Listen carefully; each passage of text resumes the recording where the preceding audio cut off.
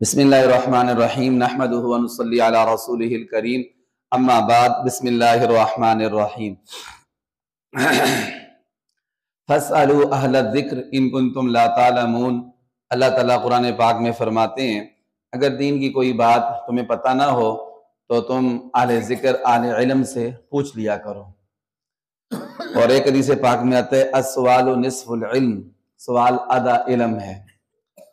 اور اس لیے جو مسئلہ ہمیں معلوم نہ ہو وہ مسئلہ ہمیں علماء کرام سے، مفتیان کرام سے پوچھ لینا چاہیے۔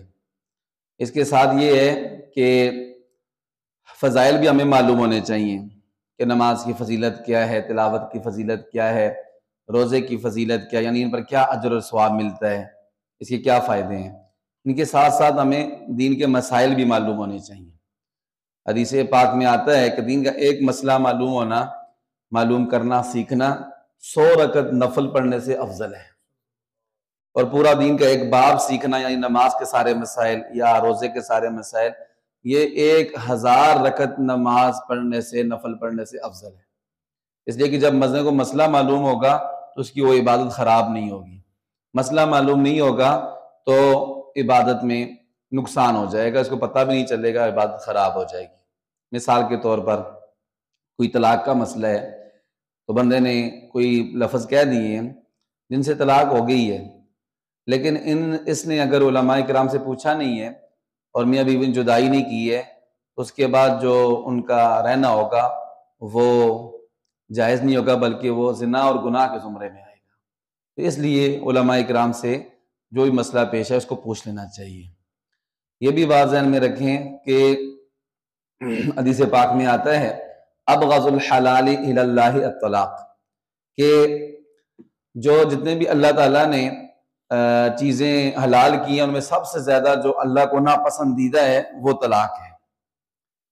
اور ایک حدیث پاک میں یہ بھی آتا ہے جب بغیر کسی شرعی عذر کے کوئی اپنی بیوی کو طلاق دیتا ہے تو اللہ تعالیٰ کا اتنا اس پر غصہ ہوتا ہے کہ اللہ تعالیٰ کا عرش غصے کی وجہ سے ہلنے لگ جاتا ہے، اور اللہ تعالیٰ کو کہتا ہے کہ اے اللہ تعالیٰ اس پر اپنا عذاب نازل کرے۔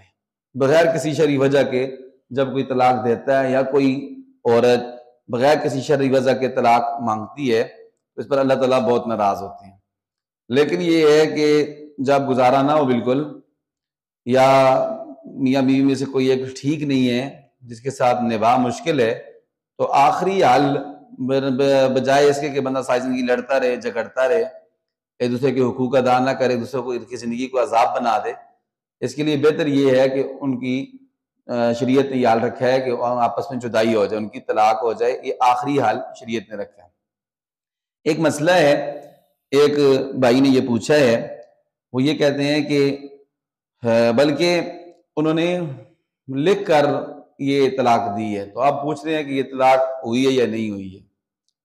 لکھے تو لڑکے نے دی ہے، لیکن لڑکی والے پوچھ رہے ہیں کہ ہماری یہ طلاق ہوئی ہے یا نہیں ہوئی ہے۔ تو میں نام نہیں لوں گا، نام لینے کے بغیر آپ کو بتاتا ہوں کہ یہ کہہ رہے ہیں کہ جی میں تحصیل و ضلع گجرات کا مستقل رہائشی ہوں، سکونتی ہوں، کہ میرا فلاں عورت کے ساتھ نکاح ہوا تھا، ٹھیک ہے جی، اور شریعت محمدیہ علیہ صاحبہ صلاۃ والسلام کے مطابق پھر نکاح کے بعد کوئی اولاد نہیں ہوئی ہے، اور میں نے اپنی بیوی کو ہر ممکن آسائش فراہم کی ہے، اس کی ہر طرح کی خواہشات کا پورا خیال کیا ہے۔ میں ملازمت کرتا ہوں اور نوکری پر موجود تھا کہ جیسے میری بیوی میرے گھر والوں کے ساتھ جھگڑا کر کے اپنے میکے چلی گئی ہے۔ میں نے برادری کی سطح پر راضی نامہ کرنے کی بہت کوشش کی ہے، لیکن وہ کسی طور پر بھی راضی نامہ یا مصالحت کرنے پر آمادہ نہ ہوئے، اور ان کا ایک ہی مطالبہ تھا لڑکی والوں کا کہ طلاق دے دیں۔ لہٰذا اسی وجہ سے اور بار بار طلاق کا مطالبہ کرنے کی وجہ سے میرا ان کے ساتھ نباہ کرنا ممکن نہیں رہا۔ میں بقائمی ہوش و حواس بلا جبر و اکراہ اپنی منکوحہ فلاں بنت فلاں کو اپنی آزاد مرضی سے اپنی زوجیت سے علادہ کرتا ہوں اور اس کو طلاق طلاق طلاق دیتا ہوں، اور عدت گزرنے کے بعد جہاں چاہے عقد ثانی کر سکتی ہے، مجھے اس پر کوئی اعتراض نہ ہوگا۔ یہ تحریر روبرو گواہان کے لکھ دی گئی ہے تاکہ سند رہے۔ اب یہ انہوں نے باقاعدہ اسٹامپ پیپر پر عدالت سے لڑکے نے لکھوایا ہے، اور آپ کے سامنے مسئلہ سارا آ گیا ہے۔ تو اب لڑکی والے پوچھنے کہ جی ہماری یہ طلاق ہوئی ہے یا نہیں ہوئی ہے، تو قرآن و سنت کی روشنی میں ان کو جواب یہ ہے کہ ان کی یہ طلاق واقع ہو چکی ہے، اور یہ چونکہ 3 دفعہ اس نے کہا ہے کہ میں طلاق دیتا ہوں، طلاق طلاق طلاق کا لفظ دیا ہے، تو یہ تینوں طلاقیں واقع ہو گئی ہیں۔ تو اب وہ اس کی بیوی نہیں رہی ہے، اور عدت کے گزرنے کے بعد وہ دوسری جگہ پھر آگے نکاح کر سکتی ہے۔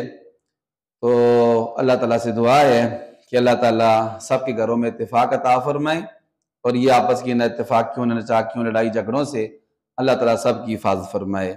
اس موقع پر ایک بات یہ بھی کہوں گا کہ لڑکے والوں کی طرف سے بھی کبھی غلطی ہوتی ہے، اور لڑکی والوں کی طرف سے بھی کبھی غلطی ہوتی ہے۔ اب دیکھیں انہوں نے بار بار اس کو بولا ہے، اپنی بیٹی اپنے گھر بٹھائی ہے، پھر بھیجی نہیں ہے، اور پھر یہ بھی کہا ہے کہ جی ہمیں آپ طلاق ہی دے دیں، بار بار طلاق ہی دے دیں۔ تو لڑکے نے بھی تنگ آ کر اس نے طلاق دے دی۔ تو اگر کوئی صحیح مین وجہ نہ ہو، سیریس وجہ نہ ہو، تو بغیر کسی اشد مجبوری کے دونوں کو چاہیے کہ خیال کریں۔ اگر بیٹی گھر آ بھی گئی ہے، لیکن اگر لڑکا ٹھیک ہے، حقوق ادا کر رہا ہے، خیال کر رہا ہے، تو پھر یہ چاہیے کہ اس کو واپس بھیج دینا چاہیے تاکہ ان کا گھر آباد ہو جائے۔ بعض دفعہ ایسا ہوتا ہے کہ مائیں خود اپنی بیٹیوں کے گھر جو ہے وہ برباد کر دیتی ہیں، اور بعض دفعہ ساس سسر خود اپنے بیٹے کا گھر جو ہے وہ برباد کر دیتے ہیں بغیر کسی شرعی وجہ کے۔ اللہ تعالیٰ سے دعا ہے اللہ سب کو عمل کی توفیق عطا فرمائے۔ وآخر دعوانا ان الحمد للہ رب العالمین۔